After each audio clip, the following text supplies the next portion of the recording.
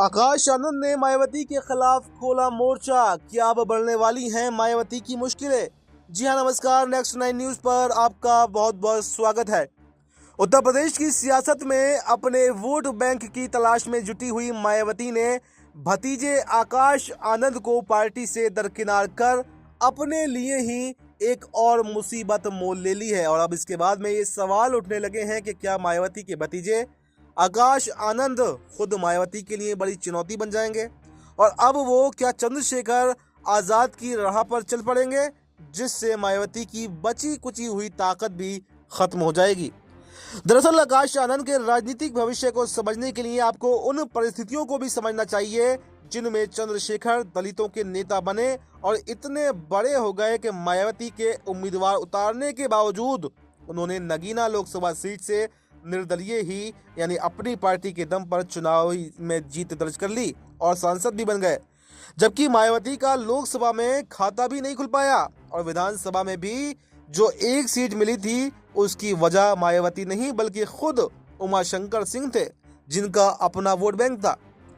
चंद्रशेखर दलितों के नेता तब बने जब मायावती अपनी सियासत के उत्तरार्ध में पहुंच गईं। 2007 से 2012 तक अपने दम पर यूपी में सरकार बनाने वाली मायावती 2012 के विधानसभा चुनाव में 80 सीटों पर ही सिमट कर सत्ता से बाहर हो गईं। और इसके ठीक 2 साल बाद जब लोकसभा के चुनाव हुए तो नरेंद्र मोदी जी के नेतृत्व में बीजेपी की आंधी चली, जिसमें बसपा पूरी तरह से साफ हो गई और उसे एक भी सीट नहीं मिल पाई।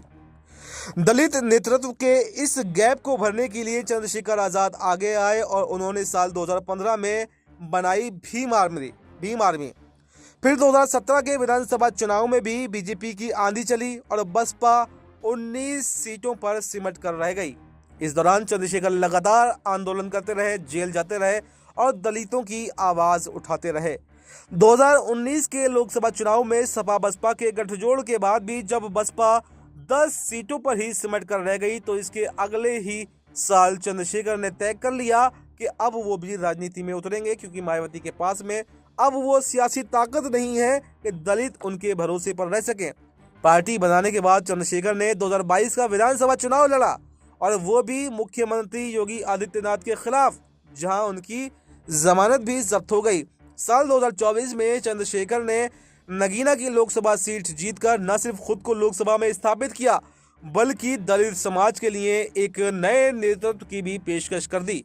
इस सियासी पारी के दौरान चंद्रशेखर ने कई बार मायावती से मुलाकात करनी चाहिए, उनसे गठबंधन करना चाहा, उनके साथ रहना चाहा, लेकिन मायावती ने हमेशा इनकार किया और चंद्रशेखर इस सियासी मैदान में अकेले ही चल पड़े, जिसमें उन्होंने जीत भी दर्ज की। अब चंद्रशेखर वाली चुनौती ही मायावती के भतीजे आकाश आनंद के पास भी है। आकाश आनंद भी 2017 से राजनीति में सक्रिय है।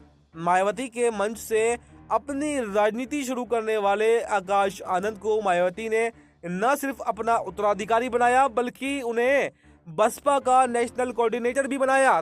लेकिन राजनीति में सक्रिय हुए आकाश आनंद जब 2024 के लोकसभा चुनाव में उतरे तो उनके भाषण वायरल होने लगे। वो भरे मंच से पीएम मोदी को ललकारने लगे और मौजूद जनता तालियां बजा बजा कर जताने लगी कि अब उन्हें उनका नेता मिल गया है जो खुलकर बात करता है। लेकिन उसके बावजूद उनको कोई भी सीट लोकसभा में हासिल नहीं हो पाई।